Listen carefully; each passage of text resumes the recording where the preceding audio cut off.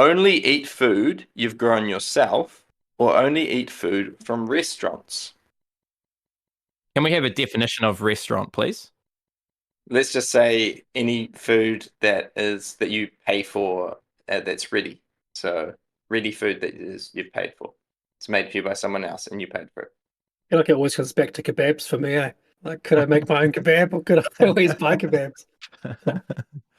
So I think the obvious one is like it'd be great to be able to always cook for yourself, right? Always have your own meals. That would be the better lifestyle choice, I guess. Better for your money, and it's a good thing to do anyway. But to always given or not given, always have restaurant food would also be quite amazing because the variety and just the quality can also be amazing. I just want to specify because it's only food that you've grown yourself. So you have to have done the vegetable garden, raised some animals if you want to have meat. Yeah, you got to do the whole shebang. So it looks like I'm getting kebabs for the rest of my life then. That's cool. That's all right. I think if I were to select the option where I grow all the food, I probably would turn vegetarian. And now maybe that I'm a hypocrite, but I feel like I would be a bit sad about slaughtering animals that I had raised. Now, all the people that live on farms and do this, for a living, they would just say, toughen up, it's just part of life. But I am quite an animal person and I'm not a vegetarian, so maybe I am a hypocrite, but I just would grow too attached to them. So I think I would go vegetarian. The thing is, I was thinking that the whole restaurant option would cost a lot of money, right? Because you're going to be, I imagine it costs a lot more than growing your food. A few seeds and all of that doesn't cost much, but it costs a lot of time. However, there is a big cost to the growing option because I would need a bigger house. I would actually need space with a big garden and almost like a farm type complex to be able to grow everything. And that is just so, so different from my normal lifestyle now. It sounds like it would be a fun challenge, but I would want to have a whole community of people around me also embarking on that challenge. It would just be too draining and too kind of lonely if it was just me and my wife spending all that time on the garden when we have no experience. So it would be a really fun challenge, but it's just too far removed from my current lifestyle that I just can't even visualize it. So I'm going to go with the restaurant option, I believe. Yeah, I think we're too much into the city lifestyle. I did visit a Catholic community in Italy, like in one of my first couple of days in Italy, and they were basically a bunch of families. I don't know how many people lived in the community. It was in Tuscany. There might have been like 100 people or something. But it was this Catholic community, and basically to be part of that community, these families had to commit to adopting children from the system. So it was about like helping out children that were in kind of the care system. And they only ate stuff that they grew themselves on their farm. So they're basically like a bunch of different houses on this big piece of land where this community lived. And they grew all their own food, had their own animals, made their own cheese. And I have to say it was flipping amazing, like the food that we ate because they hosted us for lunch. But yeah, I think you'd have to live that sort of like a really different lifestyle to what we do, to what we used to. And obviously, as you said, it's a huge time investment. And maybe as expensive because obviously we pay a certain amount of money for food and it's gone through a process. So obviously it was cheap to make, but it was cheap to make for the people who have all the equipment, who have all the expertise, who are, able to make it at that price so that we can pay a decent price to have it. So I think I would be forced into the restaurant option. It's not the best though, because I've been like in my previous job, I used to go on business trips and you'd always eat out. And by the end of like a few days, you just like can't wait to have like a home cooked meal. So it does get a little bit like too much salt. Like restaurants are always just putting too much stuff to make the food taste good, but actually isn't necessarily that good for you. So I guess you'd have to find some restaurants that maybe do kind of more like a home cook style. But yeah. So I've got a follow-up question then. So in the world where we all aren't cooking, preparing food at all for ourselves, then we've got a room in our house that is kind of a little bit unnecessary now. So we would need to have a fridge and we would need to have, knives and forks and plates and stuff like that. But that could just be a shelf. And we might need a dishwasher and a water cooler. But that's it. So I think we probably wouldn't have kitchens the way that kitchens are currently. And so what would you do with your kitchen? If you just have one extra room in your house right now, which is the size of your kitchen, what would you turn that into? What would you do with it? That'd be my gaming room, wouldn't it? Pool table?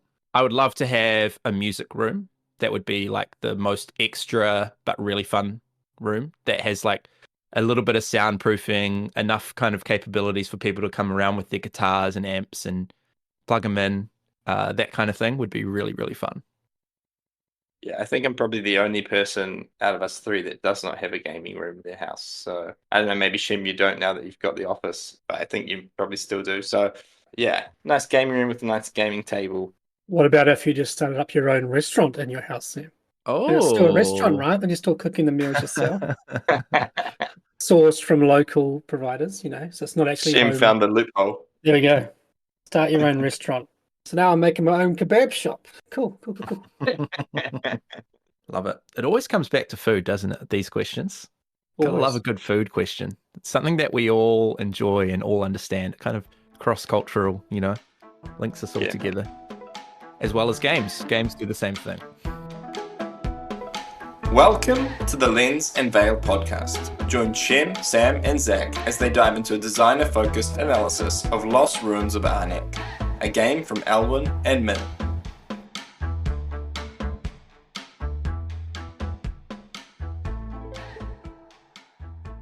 So Lost Ruins of Arnak is an adventure-style themed game where you have stumbled upon this distant island with all these crazy artifacts, ruins, and crazy big monsters that you have to try and overcome. So it's very much in that kind of Indiana Jones kind of feeling when you play the game, or Tomb Raider. That's the kind of feelings I get from the game. The game is played over 5 rounds, and each round players are going to be taking a variety of actions. On your turn, you basically have this menu of options you could choose from. You might buy a card, you might place a worker, you might do some research, that sort of thing. And the game, while it is kind of deck building and worker placement as its core, it's really more of like a choose what action you want to take, and then sometimes that will require you to place a worker, sometimes that will be buying a card, and all sorts of things like that. But you start the round with a hand of 5 cards, and generally with 2 workers. There are some variations if you add in the expansions with how many workers you might have, or other things that you might have within your disposal. But on your turn, you're going to take one of these variety of actions. The main ones are that you could buy a item card. Now, these cards cost you coins, and they're bought from a river of cards on the main board. And those cards will go to the bottom of your deck. So you might see them that round, but you most likely will see them in a later round. And they'll have a variety of effects. They'll have points on them. Another thing you could do is take an artifact card. So these are on the same line of cards. These cost you compasses rather than coins. And rather than going to the bottom of your deck, these come straight into play. And they have these nice powerful actions that they trigger, a variety of things on them, as well as points. And when you come back around in your deck to find those cards again, because it's a deck building game, you can spend a tablet to kind of reactivate that card. So there's these 2 types of cards, and buying them is an action in the game. Another action you can take is to place a worker onto the main board. There are some starting spots on the board, but there's also other spots you can go out and explore.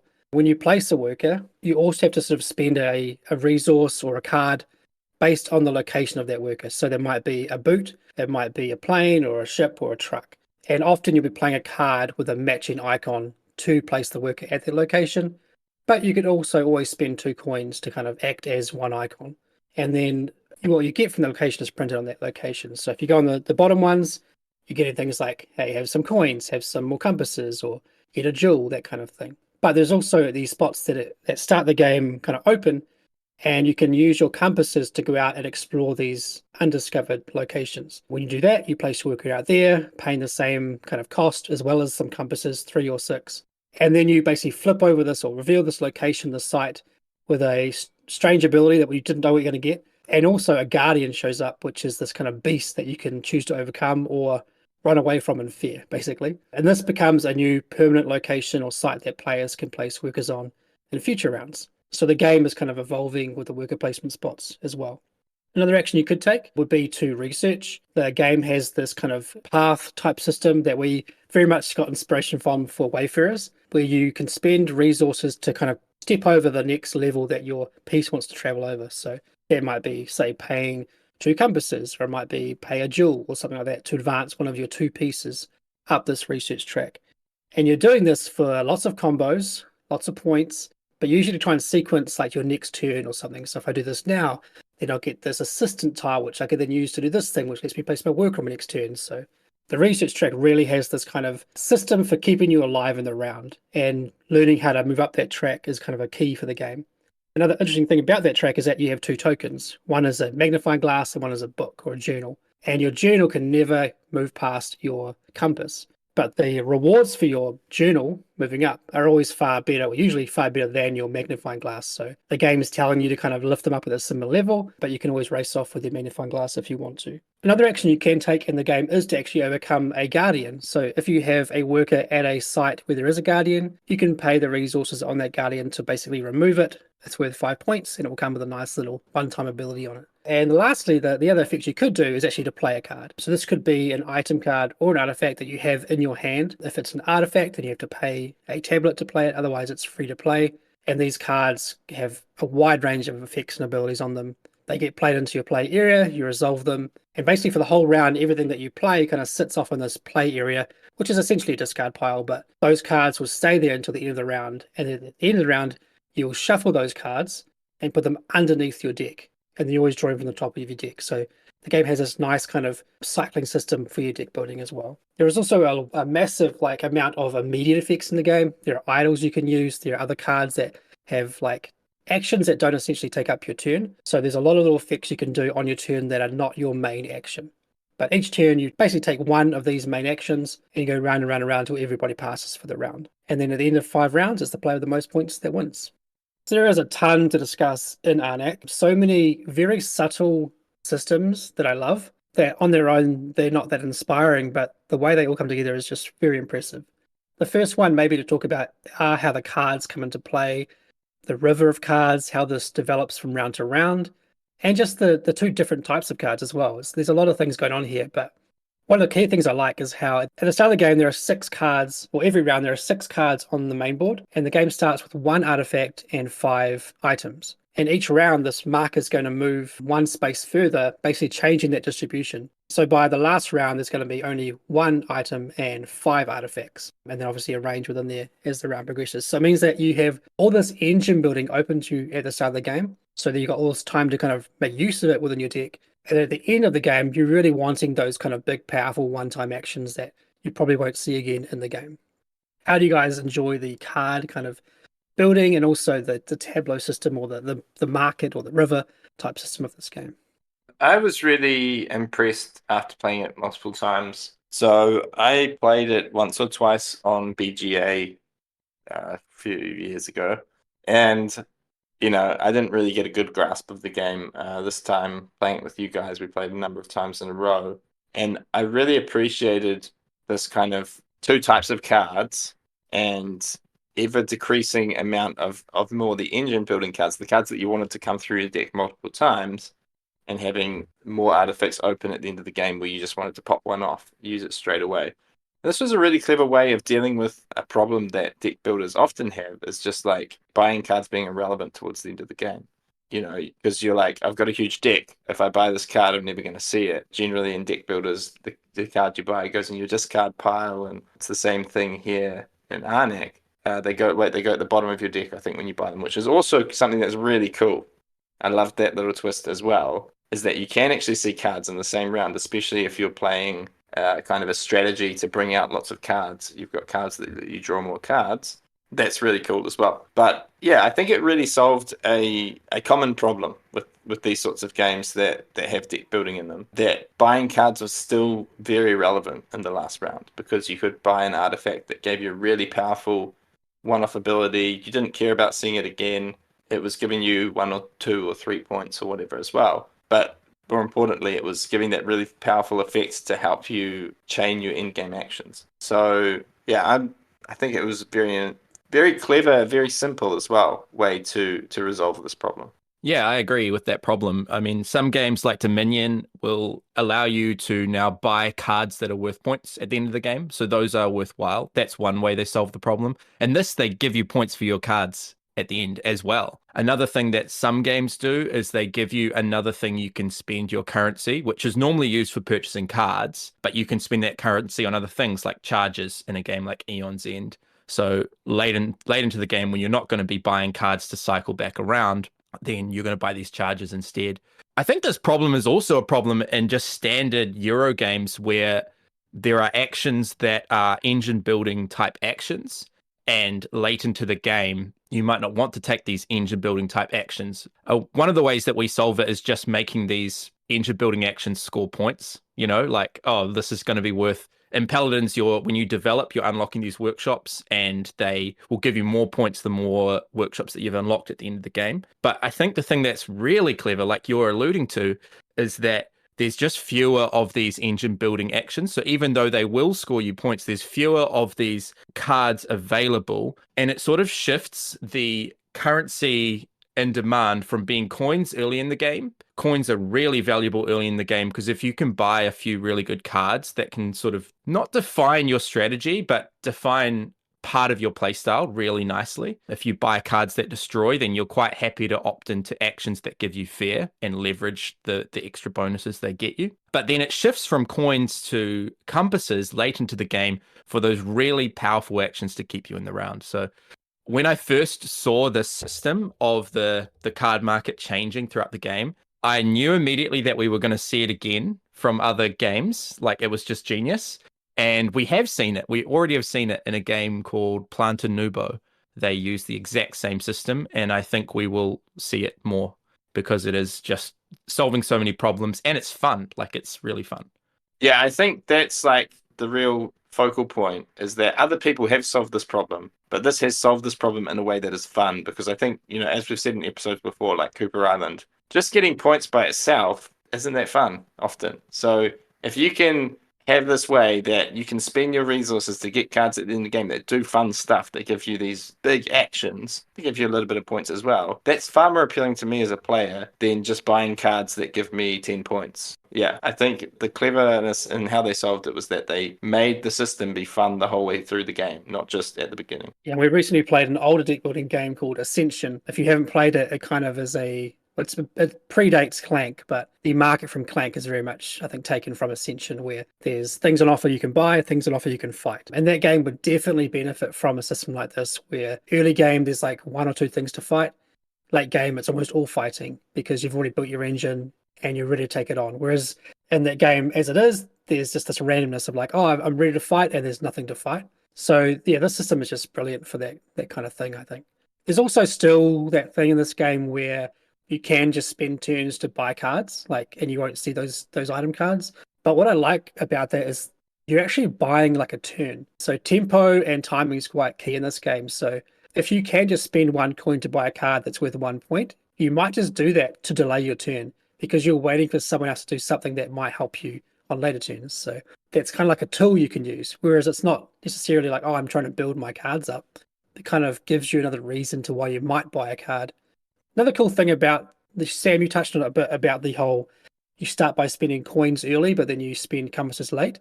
Thinking on that a bit, it's quite cool how those two resources are also tied to exploration, the worker placement side of things, where at the start of the game, if you want to go and discover these new sites, you have to spend these compasses. But they're also good to buy those artifact cards. And this is something I haven't really discovered until more recent plays, that using your coins for those worker placement actions to like buy planes, essentially, you can spend 2 coins essentially as any icon you need for a placement of your worker. Like, I never really led into that much until recently, but it's quite strong because you're not using cards from your hand for those icons. So there's this nice thing of these two main kind of basic resources, the coins and the compasses.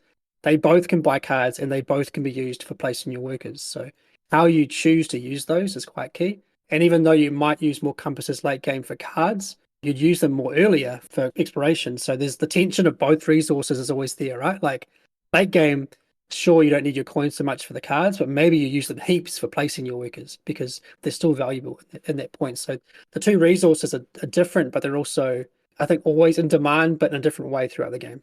Yeah, in that sense, 2 coins is kind of like a card, in that you save the card that you would have spent on travel and you just use 2 coins as a card, and then you can play the card down for its ability. That's really cool. I think I'm a big fan of these kinds of games where they have 2 main resources, and the resources are similar in value, but they have their own identities that can be used in multiple ways. So like in Paladins, we've got the 2 resources of coins and provisions, and the coins can be used for, to be fair, the coins can be used for more things. They can be used for hiring townsfolk, building workshops, but then also the bottom row and top row actions are divided into coins and provisions.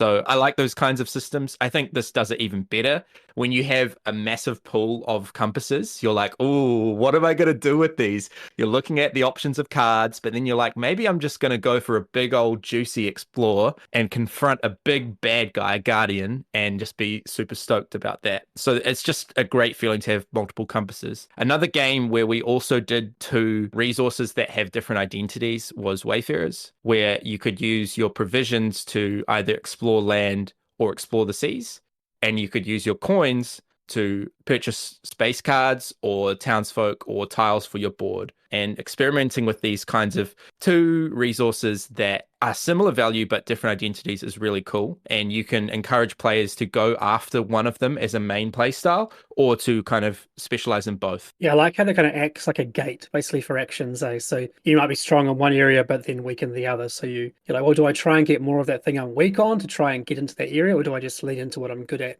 right now? And a big counter to this kind of style would be a game like Terra Mystica, where like every action actually requires both resources. So it's a very different feeling because you are gated by your lowest, essentially, in that game. Whereas a game like Arnak or Paladins, you're only gated in each separate area, where like you can ignore one if you want to and go heavy into one, or you can still balance like you'd have to in a game like Terra Mystica.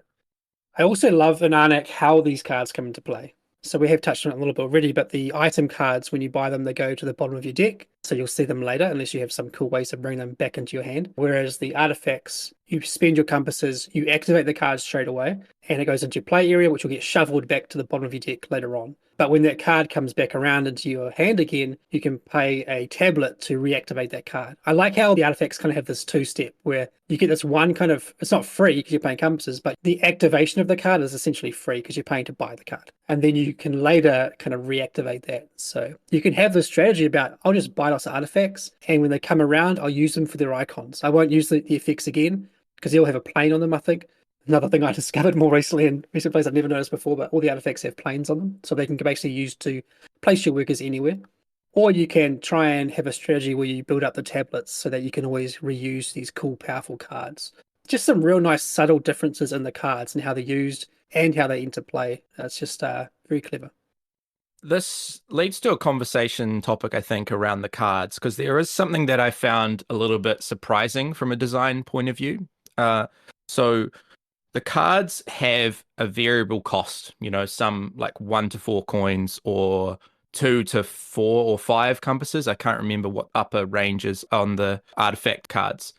But they also have a variable point total. And I find this to be quite surprising because with the cards, you've got the different icons, you've got the different play effects, and they're all unique. You've got the different cost and then the different VP. Now, from memory, about 50% or 60% of cards are just 1 VP. Does that sound about right to you? Most of them are 1 VP. But there are a few that are 2. There are some that are even 3. And I like the fact that they're worth points, but I found myself not looking at the VP down on the bottom right and missing the fact that some of them were just worth 3 points. Like I'm looking at the ability and I'm looking at the cost to purchase them. But that one extra thing, at least for me as a player, felt like too many layers to consider for the card. And I wonder what you guys think about this, because you can use coins as a lever to balance the ability on the card, and you can use VP as a lever to balance the ability of the card. So if a card is really powerful, you just chuck a high coin cost on it, and then, that's balancing it a bit. But the other thing you could do is make a really powerful card and make it worth no points or 1 point or whatever. And so I wonder why they did this multiple levers of balancing these cards, where I think it could be a little bit cleaner if all the cards are just worth 1 point and you're not having to worry about this coins plus the points thing. Because at the end of the game, when you take the action to purchase cards, sometimes you luck into a really incredibly efficient coin to VP ratio, like 1 coin to 1 VP, or like 3 coins to 3 VP. And sometimes it's like 4 coins for a VP and you never are going to get that card. And then the market is just dried up for the rest of the game and no one's going to convert their coins into points anymore. What are you guys' thoughts on this 2 levers for balancing the cards as opposed to 1? I can see your point about it being a little bit redundant, but then if it was just 1 point for every card, maybe that's a bit boring. And I don't know, I definitely take into consideration the value of the cards when I buy them. I do wonder if, from a design point of view, if they increase the points, maybe they started with one per card, right? That might have been the base. And then there were some cards that just never got taken, or they would only get taken rarely because they were so situational. So maybe they raised the points on those particular cards. There are also some cards that are quite powerful, but if you made them too expensive, maybe they'd never get taken. Like a card that just gives you 2 compasses, for example. I think that card might cost 1 or 2 coins, so that's quite cheap. And it's quite a strong card. But if it was, say, 4 coins, would you still buy that card? Like, how many times is that card going to fire off? So it's a hard thing to balance because you've got not only if the effect is good or not, or if it's valuable to you as a player, but how many times are you going to see that card? So I think the points are a constant thing that doesn't trigger off how many times you use it. It's just a thing that if you want the points, you can grab them. So I think just making cards more expensive to balance the power of the card isn't the best lever. I think having those points there is also good. So while this card might be cheaper than it should be, that's why it's got 1 point, not 2. Like that's kind of the way to balance it. Whereas some cards, they cost a lot of money and they're very powerful, so they're worth more points as well, because that's the other way to kind of buff them. Yeah, another lever that they had was the travel symbols, right, on the cards. So some cards have like double symbols. But yeah, in terms of your question, Sam, I didn't really pay attention to the points the first few plays, but definitely the last time I played, I was playing a very card-heavy strategy where I was just like constantly buying. We were playing with the expansion with the variable player powers, which I'm sure we'll talk about. But I was the character that kind of lent into the artifacts. So I had lots of artifacts. And I was looking at the points when I was buying them as well, because my strategy was relying so much on buying cards, I wanted a lot of my points to come from there. So I ended up actually having very few cards that gave me 1 point, and most of my cards were giving me 2 or 3 points. I think I got like maybe a third of my points came from points on my cards. So like it's something that you can lean into. I agree that like most play styles, you're probably not going to be that worried about it, but I kind of like it that it's an option. It sort of feels to me like it's points you haven't earned. And I don't know, it's kind of random. Like in Architects, we decided to go with the set cost for townsfolk. They always cost the same amount. Actually, Paladin's the same thing, right? And in Wayfarers, we decided to go with the set VP amount for townsfolk, and we vary the cost. Now, having the two levers does allow them to be more precise. Like they've got so many ways that they can balance the card. But there is some weird timing stuff going on about like whether or not you got to use it and how many times you got to use it. That isn't taken into account, of course, and it can't be. But yeah, I guess the question to you, Shem, when would you go, in what kind of game would you go with this two-lever approach where you can really precisely make it points and change the coin value? And what style of game? And did you consider doing it for a game like Paladins or Wayfarers? I think it works best in a deck building game because you want the cards to have as much personality as they can, I think. So in a game like Arnak, where every card is unique to a degree, like some cards are very similar or do a similar thing, but they are all unique cards. You want every lever possible to make those cards unique, right? Like you don't want like, oh, that's the same card as that card. Like actually, no, there's a point difference there, or there's an icon difference there, or something like that. Whereas a game like Wayfarers, it's not a deck building game; it's just a tableau builder. So the uniqueness isn't as key because, oh, I can get that card and you can also get that card. And it's not a big factor of like, oh, we had the same card. Whereas in a deck building game, like you know your deck, and when you get that cool card that only you have, like it's important that it's different from the other cards. So I think while it's not huge, like I agree that it's not like a massive thing that they made the points vary. I think the little subtlety is kind of good for that because it makes the cards have one more angle, one more aspect. Nice. And it would feel kind of weird looking across and seeing every card's with a point. Like it's just a bit like it feels wrong in a way as a design point of view. Like I get that all the fair cards are -1. That makes sense to me. Like they're all -1. It's a known thing. Whereas like some variety of the cards feels almost necessary just so you can be like, oh, that card's worth more than that card. Like, but is it worth more? I don't know. But at least from a visual point of view, it seems like it is. Yeah. So give you all the coin cheese at the end of the game. There's a lot of that. Cool. Very nice. So we have published a lot of worker placement games over the years. Some people think that all our games are worker placement games. That's another discussion.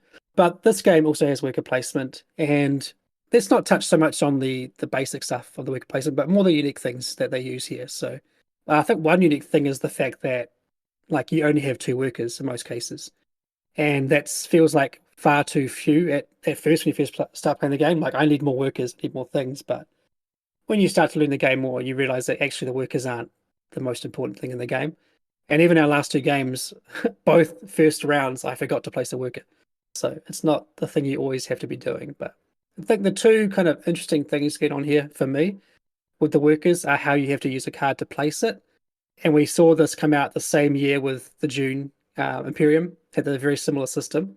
And that's why these games get compared quite a bit, where you have to kind of expend a resource or a card to place a worker at a certain location. So that's cool. And I think most people already know about that system by now. They've seen it in other games. But when this game came out, it was very fresh. But the kind of cool part I like about this game, and that's what makes it unique still from, say, June Imperium, is how there's these different levels of entry for worker placement. There's some very basic spots you can go to, which just cost you a boot and you get two resources and then your job's done. But then you could do an action where you spend 6 compasses and 2 cards and place your worker up there, you get the massive boon, you discover a new site and this guardian shows up that you have to try and fight or run away from. Like the fact that there's these kind of different ways you can go about your worker placement is what makes this game quite interesting to me. I like how we are all collectively leveling up the map and the pool of options as the game goes on. So as someone discovers a site, obviously they're blocking it that round. They're probably going to deal with the beastie that's there, but they might not.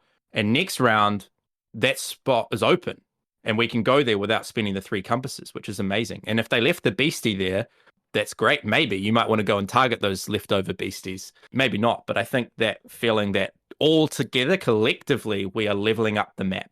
Yeah, and this is exploration, Sam, which you generally hate in games, though. Eh?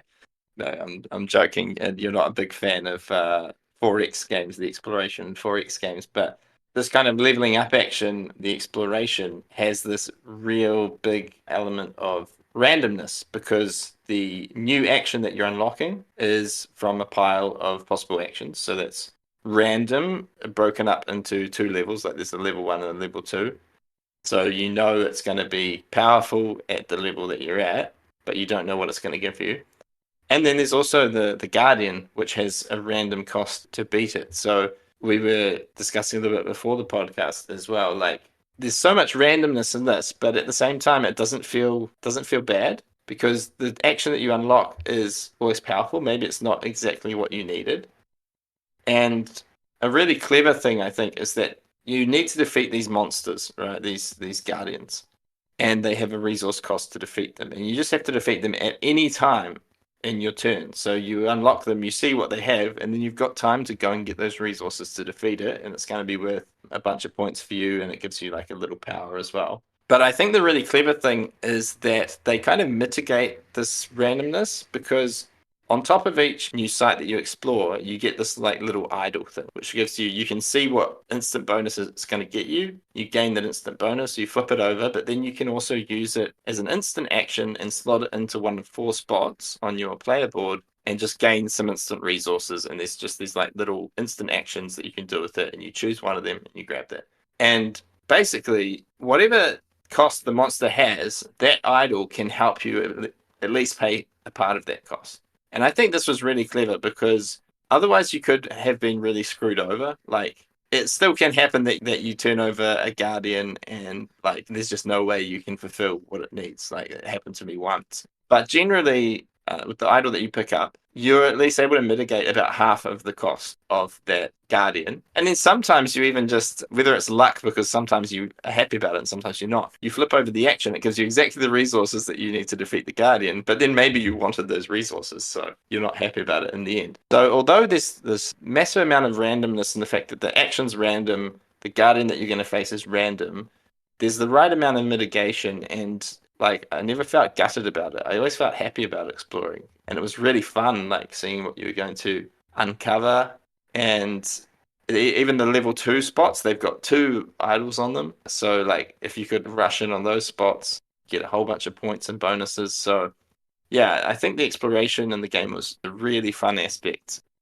So the worker placement actions that you're doing and that will result from the exploration, discovering these new sites, if they're not giving you one of the aforementioned resources of coins or compasses, or cards, into hand to build up your hand of cards. You're not refilling up to 5 after every turn. The cards you start the round with are the cards you've got. And there might be actions to draw more cards, but otherwise you're just going to be losing cards over the course of the round. Not losing, but playing cards down into your play area. If you don't get one of those resources, then you're going to get a tablet, an arrowhead, or a jewel. And these are sort of a tiered resources where there is also a way to upgrade a tablet into an arrowhead and an arrowhead into a jewel. So the jewels are the most valuable of them, but you can't ever change down, which is kind of an interesting wrinkle that like upgrading is nearly always beneficial, but sometimes you don't want to do it because you can't change down. These resources will primarily be used to advance up the research track, but you can also use these resources to overcome guardians. Now, I think to your point, Zach, about how there is randomness, but it doesn't feel bad and there's a lot of mitigation. I think one of the really clever things is that you have multiple ways of spending the resources that you gathered from these random actions. So it's possible that you could just have got the resources you needed to overcome the guardian you just encountered. But there's a few things that are really clever, I think, about the research track. On the research track, you've got a magnifying glass, which goes out first, and then you've got your journal, which lags behind. But it's really interesting that you could always advance your magnifying glass if you want to, or you could go magnifying glass, journal, magnifying glass, journal. The journal can never pass the magnifying glass. Because you could choose to advance kind of either of these, then you have a lot of flexibility for what resources you spend based on where they are on the tracks. So your magnifying glass might be behind a jewel and your journal might be behind an arrowhead. And if you took an action that randomly gave you a jewel, okay, I'm going to head on forward with my magnifying glass. So that's great that there are a lot of ways that you can choose to spend these resources based on where you are. If you only had one marker, like in Wayfarers, this could be a criticism of Wayfarers, you usually only have one way to go, or maybe 2 ways to go with that, and it could be quite prescribed. This game, like Wayfarers, also, not only can you move 2 of your markers, but there are also forks in the road where you can choose to go left or right, spending different resources.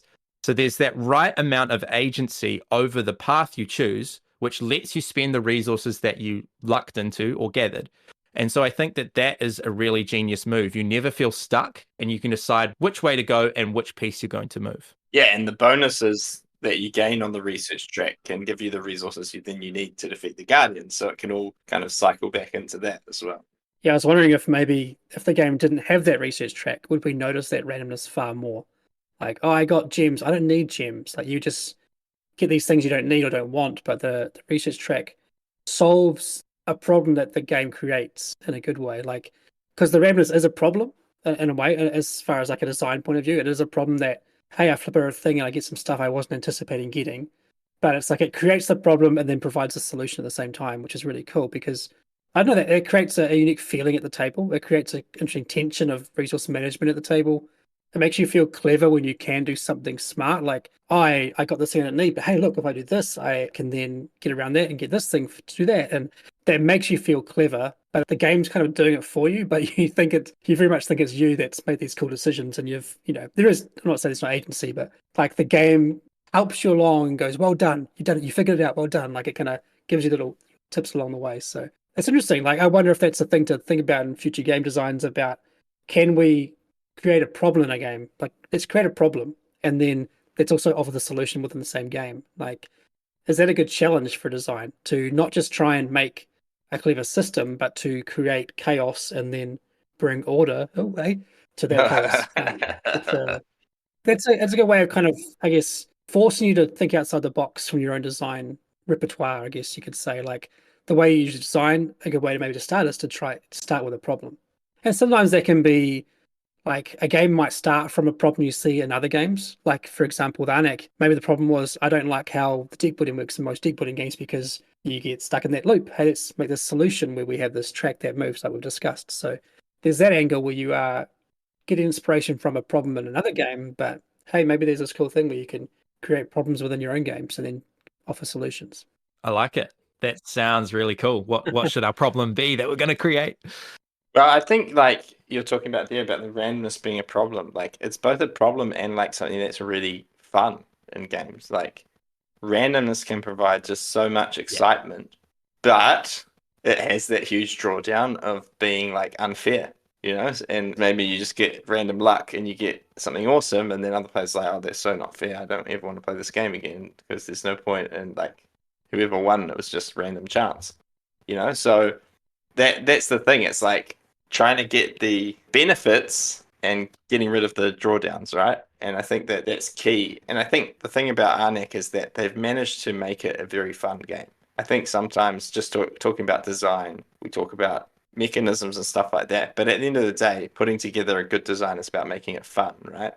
And I think that's the clever thing, is that they've managed to get the fun out of the randomness without having that, or reducing, I wouldn't say completely eliminating, but reducing the drawdown of like that kind of stink feeling of when things, you don't get what you want, or when another player gets something super good.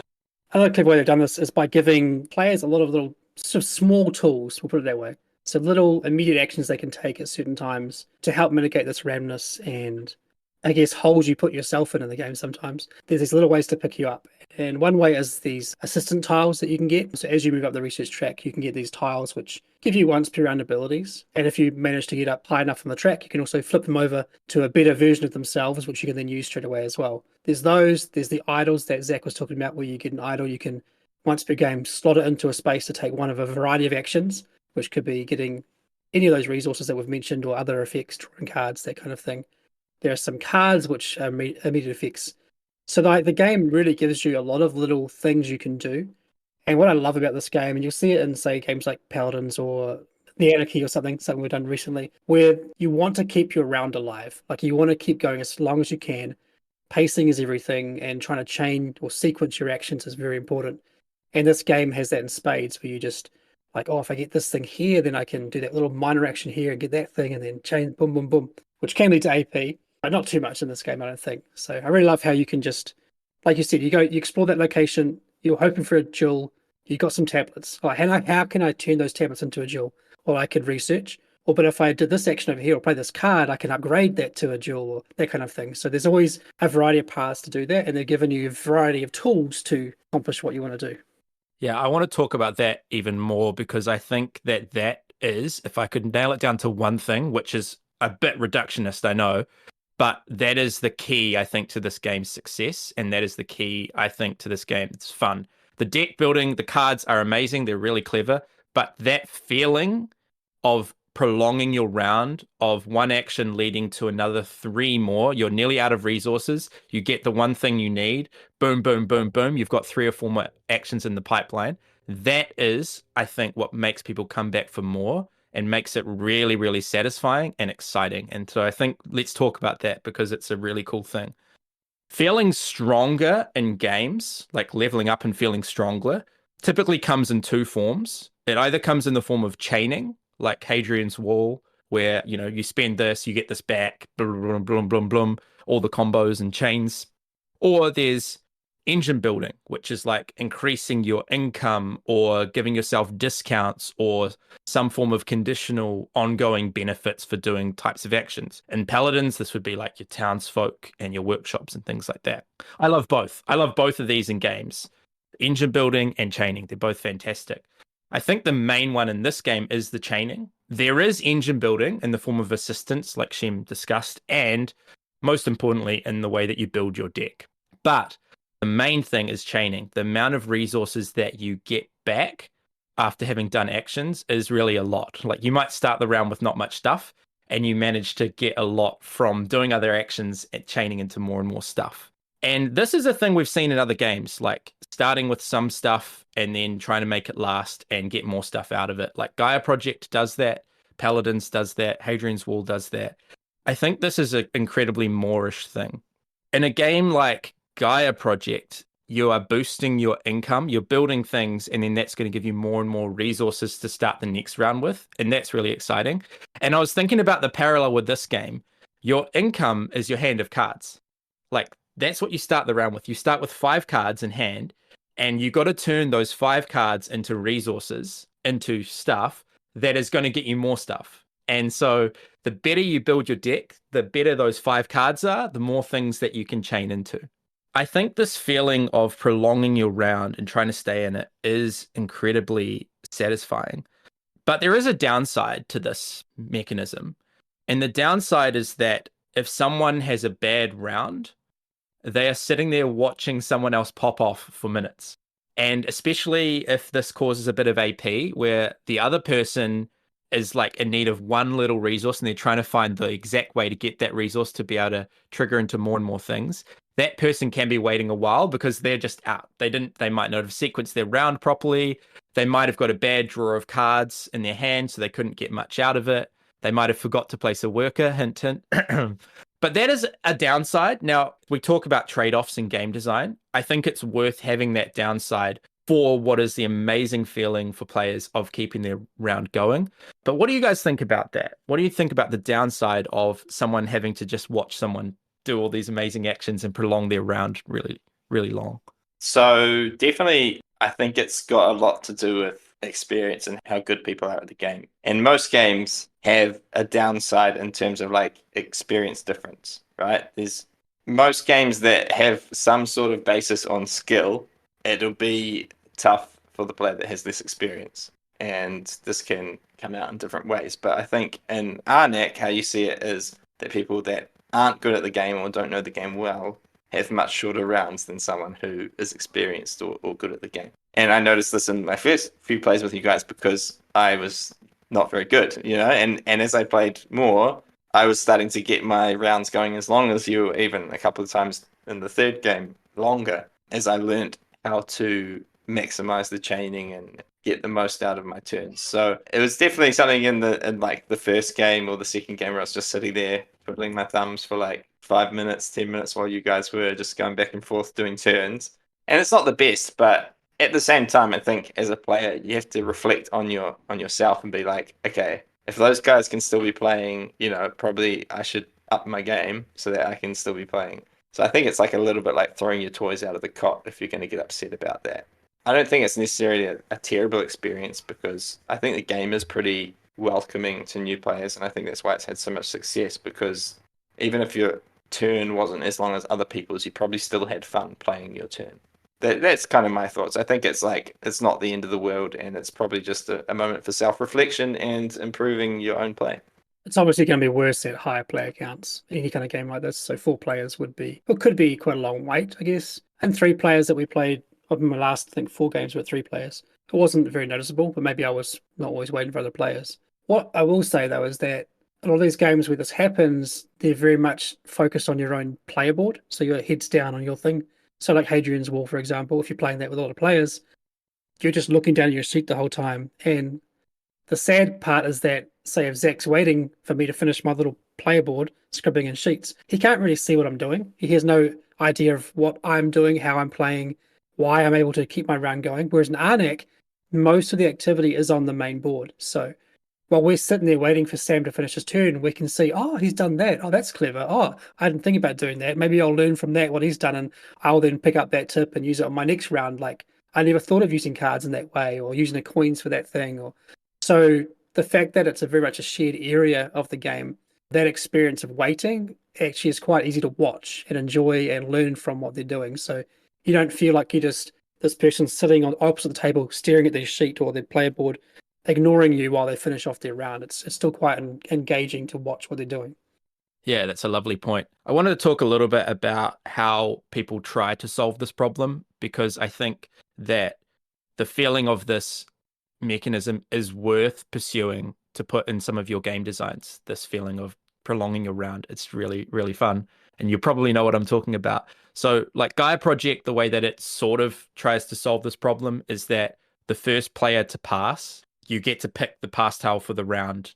You get first dibs on what's available for next round, and you get to be first player next round, which is a significant advantage. And another game, I cannot remember what it is, and Shem, you might remember, it feels like it was an old school Euro, but after having passed, every time it comes back to you, you get a coin. Oh, yeah. Is that Trois, I think? Maybe Trois, yeah. Yeah, and that is just applying that little bit of pressure on the other people to hurry up because this guy's getting rich over here. And we tried to deal with this problem as well in Inventors. Inventors, you can't have an infinite length round because there's only, 10-ish actions that you could possibly do. But if you pass early, then every time it comes back to you, you get a little bonus. You get to elevate a die and stuff like that, which does create its own problem in that we are now making the round go a little bit longer. There's less downtime for each player, but we're actually lengthening the game because another player gets to act, right? You don't just skip them. They get to do something. Do you guys have any other thoughts for how to solve this problem? And is it even worth solving? Like, I don't think it's worth solving in Arnak, but just in general, like as a game designer, what are some ways that you could solve this problem? So one pushback, I think, on the idea of like the TWA type system, which I don't mind it in TWA, but I've seen other games before where if you want to keep going, you're kind of getting punished rather than rewarding other players. Like rewarding other players, I think is fine. But there's definitely games I've seen, I think it was the end of the Lacerda game with the money one. Oh, escape plan? So an escape plan, when one player gets out or when the game ends triggered, you've kind of got like, you have to start paying for your final actions, I think it was, from memory. It's been a while, but if you want to stay in the game to try and get out of the city, you have to start paying money, which I guess is all there for thematic reason, but like that feels quite punishing to keep going. And I don't like the feeling of, I've played well, I've managed my resources well, why am I being punished to keep playing? Like, it's not a good feeling. And I've played other games like that before where you do feel like you're being punished for doing well. The game's telling you, oh no, you should pass. You should definitely pass because it's more beneficial. Like, I don't like that feeling. I like the feeling of like, no, I don't want to pass. I want to make use of what I've been building up for. So I don't mind the other players having a coin or a little minor action from 2 to 10.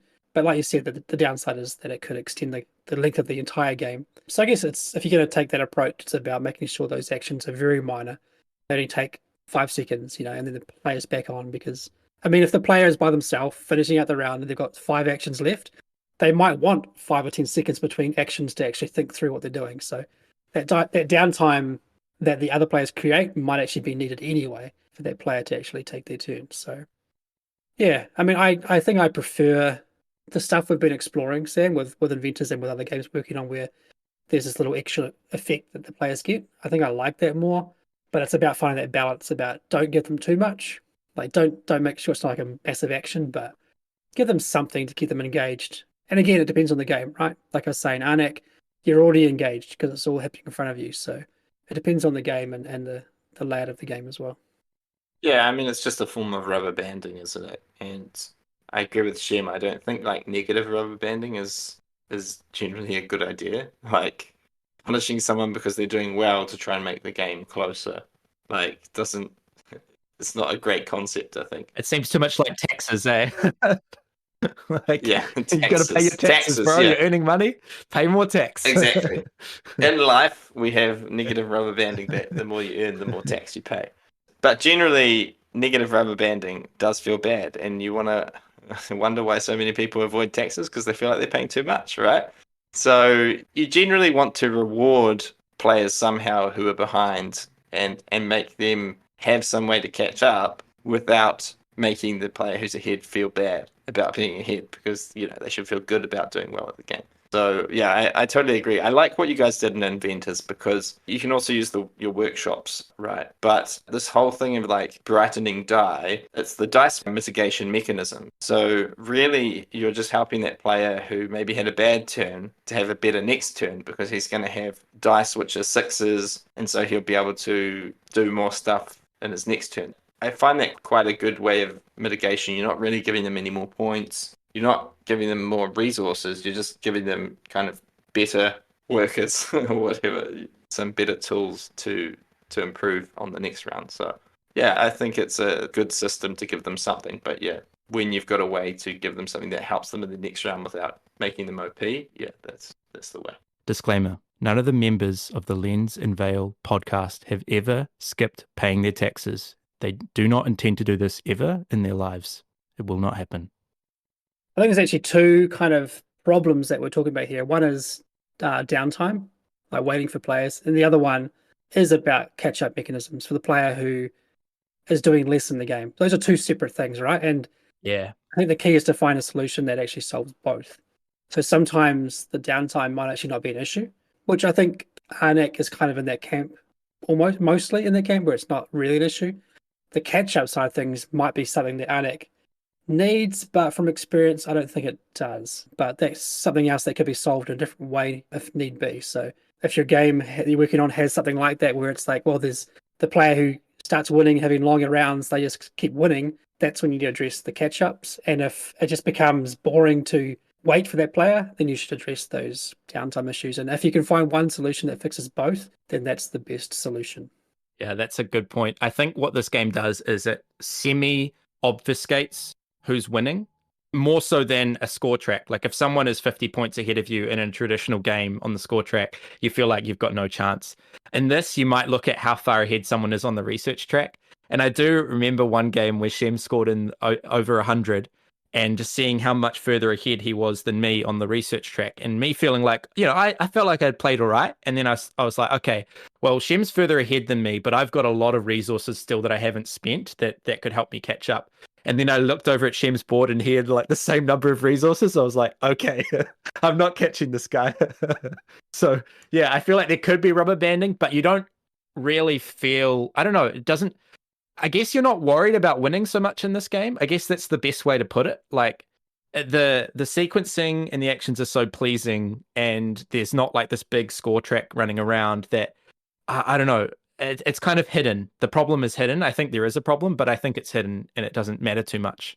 Yeah, like I'm definitely worried about on the research track, like not being too far behind. I think in all my games that we played together, I didn't really get my journal up very far, but I was kind of focusing on other stuff. I was focusing on exploring in one game, another game I was focusing on artifacts.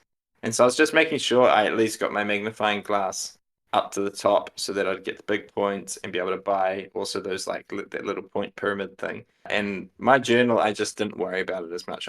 I just decided I'm going to get those points somewhere else. But I also think like you could also have a long turn where you do a bunch of chaining and don't get that many points, Because sometimes like you're doing a lot of actions to be able to do one thing that maybe gets you some extra points, but it might be like another 3 points or something like that. So I think you could also like have long turns that aren't necessarily points efficient. So maybe that's also a factor in there. Do we want to briefly touch on the replay value in this game? What's driving replayability for you guys? So there's a lot of variety in the game, which really drives replayability, which you'll see in a lot of modern board games where it's all about the variability of things, which is the cards, the research tracks, the guardians, the tiles, all that kind of stuff. So there's already tons of that, which is good. But there's also other things that do drive replayability as well. So one obviously is, do you enjoy the game? That's the most objective one, and like really that matters a lot for players. The other ones, of course, interaction and moments, memories, that kind of thing that keep you wanting to come back to play the game to get that same feeling again that you enjoy. So there's, I think, a good balance in this game of different aspects that drive replayability, but really that was elevated like a lot with the expansions. The expansions bring in these variable player powers, the characters that make you play different ways. The base game alone does still have a good replay value, quite a bit, but those extra player powers really add so much more. So Shem, you alluded to the fact that a lot of modern Euro games opt for variability to drive replayability. And I find with some of them, the variability isn't something that excites me. So it's variety with no temptation for me to explore or discover it. But I think in this, the big one that stands out to me, as well as obviously the deck building, all the different cards being unique, which is great, is having a different temple track. Because the different temple tracks isn't just like, different paths you can take and different resources you spend to go up there. If that was it, that wouldn't excite me that much. But the fact that you get different rewards that are quite significant, like some of them you place a guardian on there that someone can overcome. Some of them you place an artifact down there that everyone gets to benefit from, which again is leaning into the variety. You're going to randomly draw an artifact. That to me is incredibly pleasing. Like that variety is something that does excite me and does make me want to play again and experience them more. And of course, the player powers, very, very interesting. That is something that I love as a player, having variable player powers. It makes me want to, A, play again with the same character to do better. And you're leaning into that kind of pursuit of mastery idea. And B, play with that character that guy's playing with who's doing all those crazy wild things, That is also really, really good. And I think the way that they executed this expansion wasn't just like, hey, you've got a player power that you get one little ongoing bonus thing. Actually, they're quite nuanced. They've got their own decks of 4 cards. They've got these like different effects and things that they can do, different ways they break the rules. So they feel like a complete character rather than just this one little ongoing effect they might have. With the base game, there was only 2 research tracks, so there's no extra tracks like that. There's no player powers. But I think still, even within the base game, the way the cards come out and the way the tiles come out, the site tiles and the guardian tiles, they add a variety which creates those moments I was talking about. That's what makes it replayable. It's not so much that they're so different from each other. Like, well, this one gave a card draw and an arrow, this one gave 2 tablets. Like, it's not that interesting, really, but the feeling you get from like flipping that tile over and seeing what it is does make it very replayable because you remember it and it's fun and exciting. Like we're talking about with the whole randomness factor of actually creating fun in the game. So that's already there, and then the expansions really is built upon that.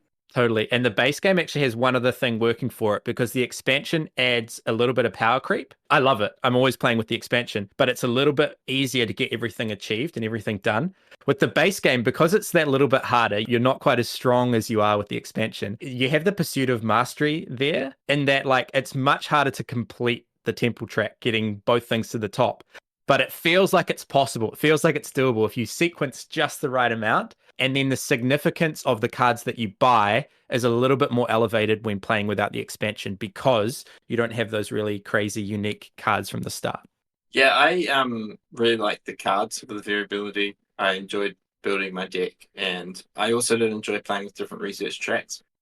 I think, especially the expansion with the variable player powers, what I really appreciated about it was that it pushed me into playing different strategies. Because I think as players, we're often drawn to doing similar things every time we play a game because there's maybe like a certain aspect that we find more appealing or certain parts of the game seem too hard to us or confuse us. The great thing about these variable player powers is they were kind of like, you are good at this, go do that. Sometimes I complain about things railroading you. I don't think they were like railroading, but they were encouraging me to try a new strategy. They were encouraging me, and one of the characters was encouraging me to go and explore as much as possible. And so I went and tried to explore heaps and defeat the Guardians.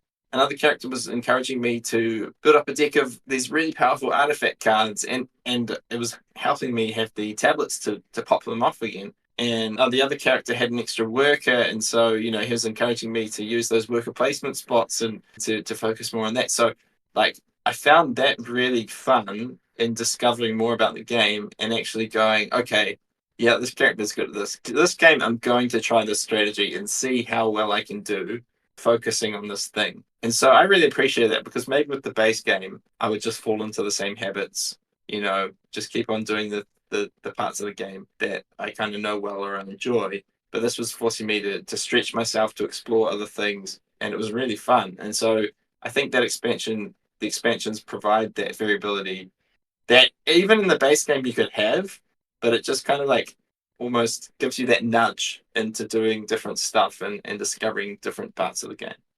Yeah, nice. My overall thoughts is that this is a game where the designers, rather than getting in the way of the player having fun and creating a lot of restrictions, there's good gates in the game, but it feels to me like they're giving permission to their players. They're giving permission to have fun, to explore. In that sense, it's a very meta thing. Like there's a lot of exploration, not just in the theme of the game, but in how you decide to play. And all the free actions and nice little touches feels like a game where they're just saying, go out and explore and have fun. And we're going to give you the tools to feel smart and have fun. We hope you've enjoyed our discussion about Lost Ruins of Arnak, but we'd love to hear from you. Jump on the Garphill Games Discord and let us know on the podcast channel if you've played Arnak. What are your thoughts on the game? And let us know what is your favourite modern twist on deck building.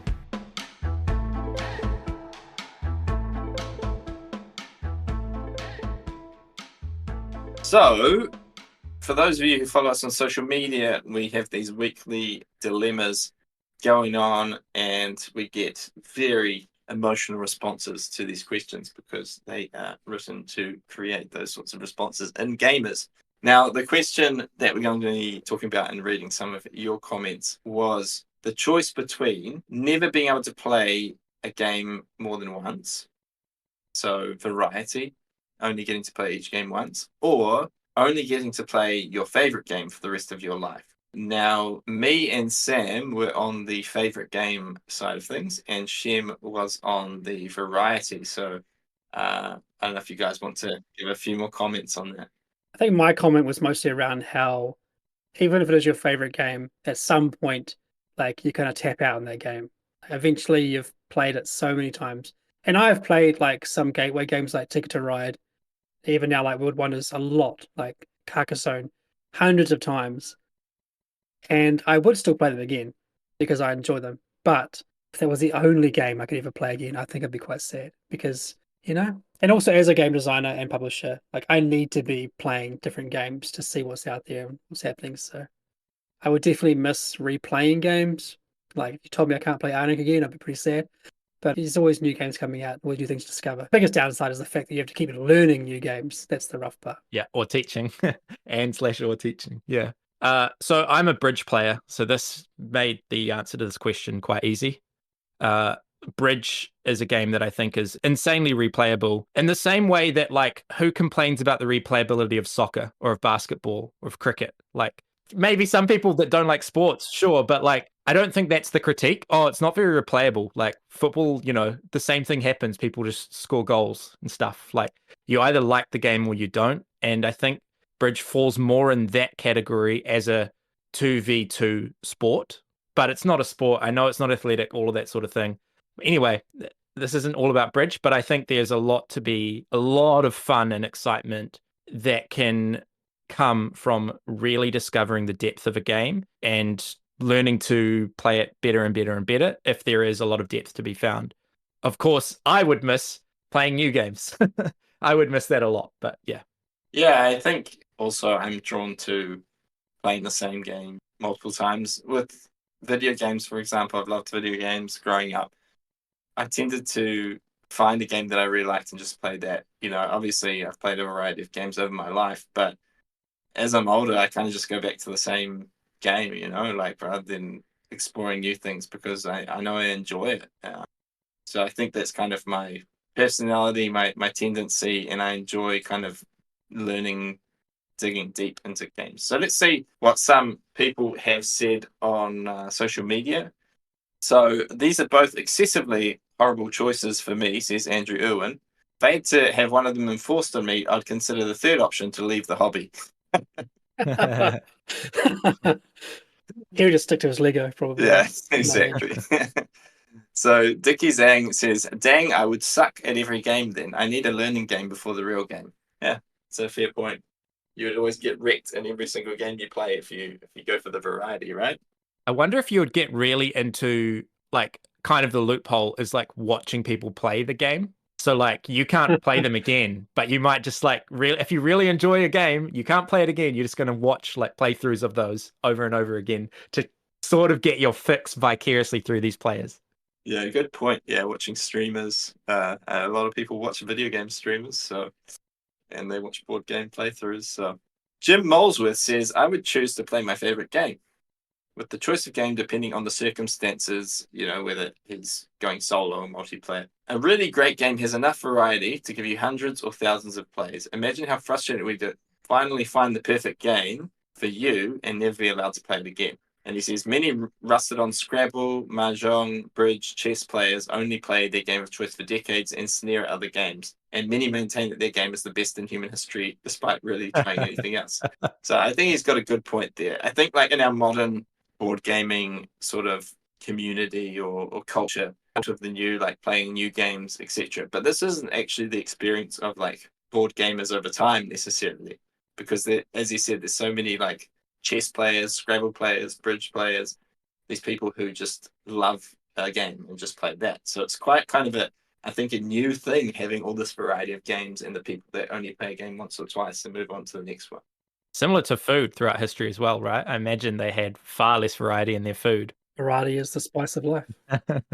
We're blessed in the times we live. So we wouldn't really get to play test and balance the games very well, would we? But hey, if people are only playing it once, then we'll probably get away with it. Just play it once. You just got to have like the best game design vibe, like the best feeling for balance ever. And you got to think through the game fully in your head, just all in your noggin. And the moment it comes out, that's it. You can make changes after that. You can't play it again. Or does it become a new game after you've made changes? That was my thinking. Like every Ah. time we playtest, it's a new game, right? So you can only play it once in its final iteration, right? Yeah. So once you get the final play, you're like, it's ready. You're not playing it ever again. And these players are loving the people that make second editions of games, and like they're waiting for the next Great Western Trail to come out, the next Pandemic to come out. I get one more play of Pandemic under my belt.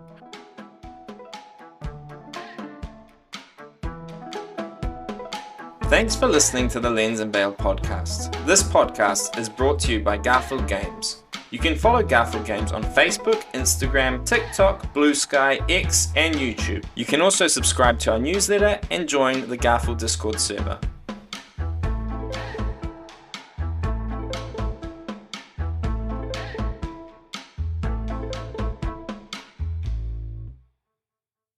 Lovely. Everyone wants to be the player with the most points, don't they? I never was. How does it feel to have the most points? I wouldn't know. And what do you do with the points? I got better.